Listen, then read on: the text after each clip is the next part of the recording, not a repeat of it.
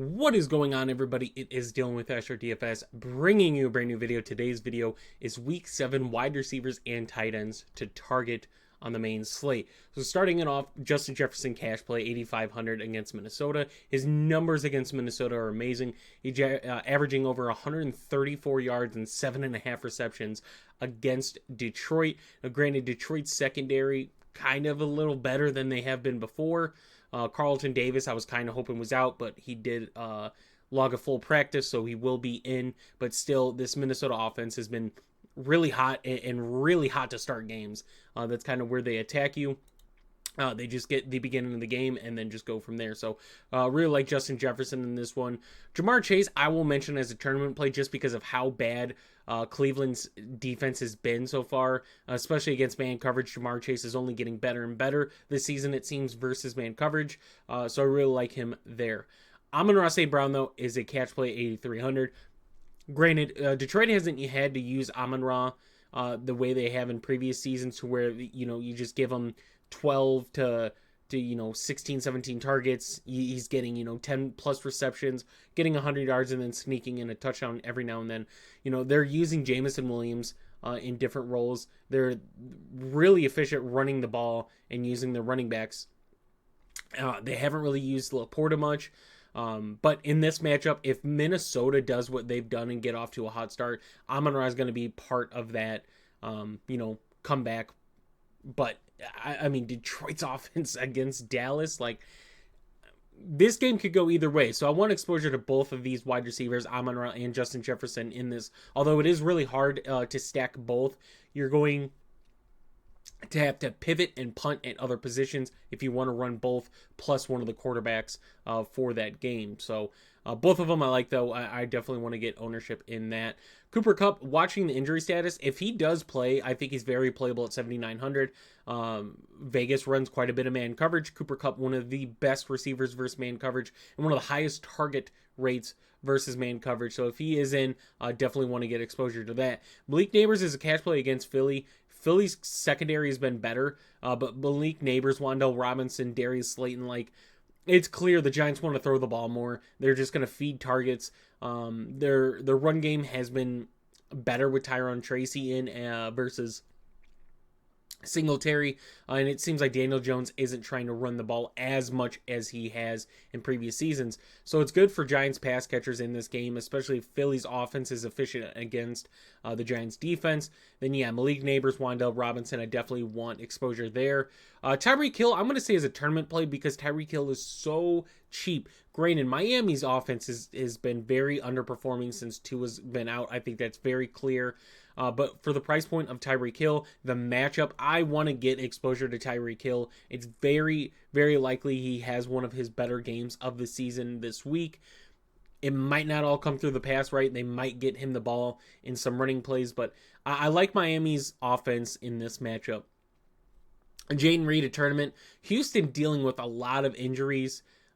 Defensively, starting corner, starting safety, 2 starting linebackers, all out for them right now. But Green Bay's offense has been kind of red hot lately, putting up a lot of points, a lot of yards, not only on the ground but through the air. And Jaden Reed is the guy leading that.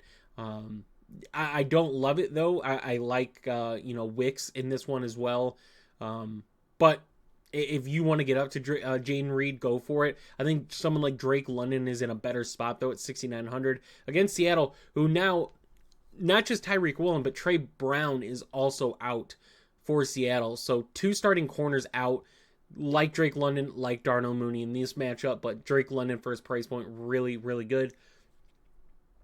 Terry McLaurin, 6,800 versus Carolina, in a really good spot. My only concern is Washington runs the ball so efficient against this Carolina defense Carolina's team is dealing with so many injuries offensively and defensively. It's very worrisome.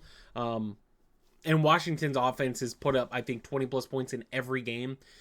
So my only concern is Washington just gets off to a big lead and they start to run the ball and just, secure a win here. Is my only concern in that one.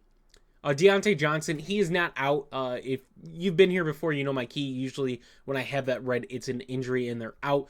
He is questionable. He logged a limited practice yesterday. Should be in.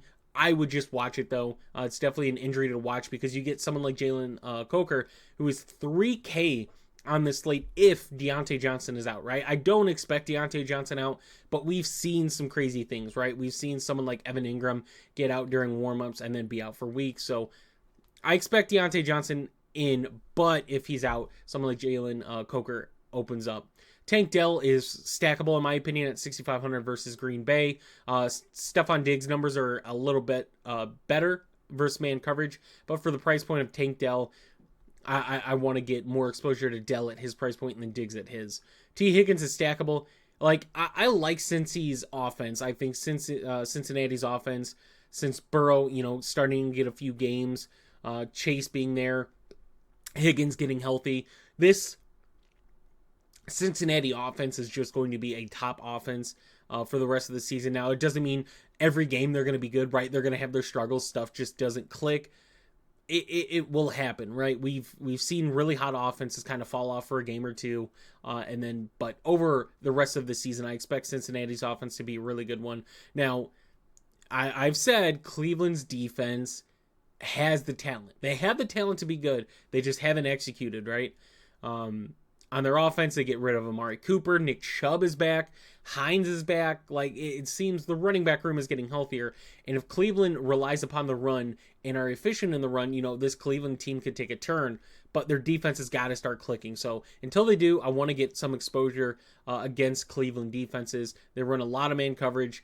We're starting to see T. Higgins. Like, Andre Iosivas is playable for me in this one as well. But Cincy versus man coverage, just continuing to improve. Wan'Dale Robinson, a tournament play for me at 6,100. Good matchup. He's going to line up against Cooper DeJean, I believe. And I mentioned, like, just because Malik Neighbors is back doesn't mean Wan'Dale's, not going to get targets.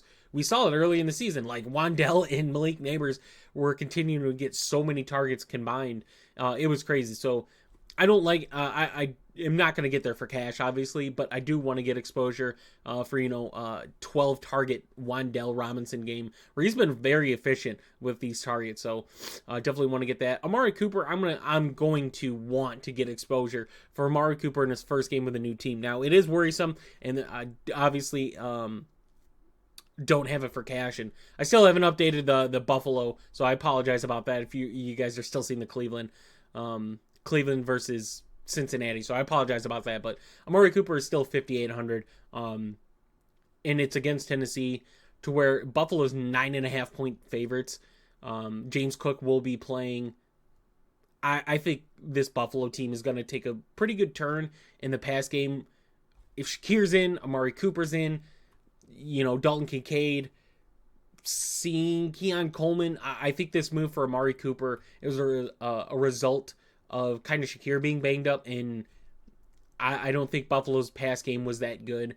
Last week Shakir was in, and you still kind of saw a change, so I like Amari Cooper. I want to get exposure in his first game. Josh Downs against Miami, he's got a really good matchup. Obviously, you have Anthony Richardson in versus Joe Flacco. But the metrics and the stats for Josh Downs are so crazy off the charts. Obviously, regression's eventually going to catch up to him. But I think his personal matchup against Miami is a good one and want to get some there. Darnell Mooney, 5,600 against Seattle. I mentioned how much I like Drake London. Darnell Mooney's another piece. And Witherspoon will be mostly against Ray McLeod. Now, Drake London, Darnell Mooney do get slot snaps. It's not like they have zero slot snaps and seeing Devin Witherspoon there. But for the most part, they're going to be the two guys on the outside. And the two guys that are banged up for Seattle are the outside corners. So both Drake London and Darnell Mooney I want exposure to. Jacoby Myers is doubtful, so we'll talk about his replacement. But Jacoby Myers, if he does play for whatever reason, it doesn't seem likely. He's got a really good matchup against the Rams. Dontavian Wicks, I mentioned Jane Reed, but Dontavian Wicks versus man coverage, his stats are off the charts. So I want to get exposure to Wicks, especially his red zone targets as well. Tutu Atwell, if Cooper Kupp is out, I like Tutu Atwell at 5,000 against Vegas. I think he kind of stands out as a really good option here at 5K. Jerry Jeudy value, right? I mentioned, like, I mentioned some bad quarterback play. Like, I've had Daniel Jones one week where I said, hey, he's a value. Paid off, right? Deshaun Watson. I keep mentioning the matchups are really good for Cleveland. They cannot do anything offensively, right? Maybe getting Nick Chubb changes that. But the matchup is good for Jerry Jeudy. The matchup is good for Deshaun Watson. It's just their numbers have not been great just because Deshaun Watson, the offensive line is, as a whole, that offense is just terrible. So I don't want to get overexposure on any of this, but I do want to have some just in case it is a pop-off game. But with Jacoby Myers being out, Devontae Adams traded, you get someone like Trey Tucker at 4,200 against the Rams. If you think the Rams are going to slaughter Vegas, obviously they're going to pass the ball a lot. If it's Aiden O'Connell, we've seen, I saw a stat that Aiden O'Connell does not scramble. Like, he will not take off. So he stayed in the pocket, making the reads, just, not always executing. But Trey Tucker kind of stands out as the next guy to step up with both Adams and Myers not there. So 4,200, it's a good value play. Noah Brown, for 4K, I think is in a really good spot versus Carolina. Carolina just released Hill, but that affects somebody else, not Noah Brown and Terry McLaurin. But a 4K, yeah, I'm fine with getting any Washington receiver in this matchup. I mentioned Andre Iosivas earlier, but versus man coverage, his numbers are pretty good. Still up there in red zone targets with Chase and Higgins. So I want all exposure to Cincinnati receivers in this matchup. Next, Luke McCaffrey I'm putting as a value. With Hill being released, that was Luke McCaffrey's matchup. McCaffrey lines up in the slot in 80% of his routes. So at 3,500, I don't expect a lot, but I do want to get just a little bit of exposure to Luke McCaffrey in this slate. Other than that, Elijah Moore, I'm going to say is a value. Kind of, should see more targets with Amari Cooper being traded. I don't love it. And then Jalen Coker, I mentioned at 3K. If Deontay Johnson is out, I think he's a value. I think he's someone you put into your lineups and, just hope he gets you somewhere around 8 points so you could start paying up for like a Kyren, Justin Jefferson, Amon-Ra, or if you want to go Jaden Daniels and go that route, you can go that route. So that's it for wide receivers. Tight ends, Travis Kelce is a tournament play at 6,300 versus San Francisco. With Rice out, I'm going to like Kelce the rest of the season. This matchup against Warner, it's not the greatest, but I still believe Kansas City will rely upon Kelce a lot going forward. George Kittle, 6K against Kansas City. Kansas City is a defense that allows a lot of fantasy points to opposing tight ends. Versus man coverage, George Kittle kind of stands out with Brandon Ayuk and Debo not having very successful numbers versus man coverage, and Juwan Jennings out. Brock Bowers, if you really want to target someone from Vegas who's going to get a lot of targets in a good matchup, it's Brock Bowers at 5,800. And when you consider like what you're paying Brock Bowers at 5,800 tight end, you look at some of the wide receivers, you get Amari Cooper, Josh Jones, Darnell Mooney, Wan'Dale Robinson, Jameson Williams, JSN, some of those names in that price point, and then you get Brock Bowers, right? So I think Brock Bowers does stand out. If you can afford to pay $5,800 for a tight end, Brock Bowers is a guy to go to. Tucker Kraft is a value for me. The reason, or a stackable option, and the reason being is Houston is just banged up, right? Starting corner, starting safety, and two linebackers out for Houston's defense already. So obviously, there's a lot of mouths to feed in that Green Bay offense, but this is a matchup I want to target someone like Tucker Kraft. Dalton Schultz at 4,200, I think, is a cash play for me against Green Bay. Green Bay been kind of bad against tight ends. Obviously, Nico Collins has been out, but the middle of the field is the kind of point of attack I want to go to, and that's where Dalton Schultz is, right? He's the tight end. So at 4,200, definitely want to get Dalton Schultz in lineups. Colby Parkinson is a cash play, especially if Cooper Kupp does remain out at 3,800 versus Vegas. Look, he's not putting up the greatest amount of fantasy points, but for tight end this week, yeah, I'm okay with punting, right? I'm okay with paying below 4K, and I'm going to have to in some lineups if you want to pay up for some of the receivers like Wan'Dale, Amon-Ra, Justin Jefferson. You want to pay up for the Kyron Williams or the Jane Daniels. Like, you're going to have to punt at certain positions. Wide receiver, we're not getting a lot of value plays anymore. Anytime someone has a role where they're stepping up, right? Somebody's hurt, traded, whatever. We're not seeing a lot of value in the receiver this season. So punting at tight end is just usually a play now. Noah Fant is just got a good matchup. Atlanta linebackers banged up, so want to get exposure. I think he's stackable to go with Geno Smith. With Goddard out, Grant Calcaterra, I'm hoping I got that one, is the next guy up for tight end at 3,200, right? Still not a great price point. He should be below 3K, but that's just how DraftKings does their pricing. So 3,200, he's playable. And then Jatavion Sanders, a really good matchup against Washington as well at 2,900. So I'm going to throw him in there as well. So hope you guys did enjoy this video. If you guys are looking for the quarterback or running back, those videos are already posted. I am not 100% if I will have a live stream tomorrow. I will let you guys know in the morning. I'll make a post on the YouTube if I do or don't. So don't hold me to it.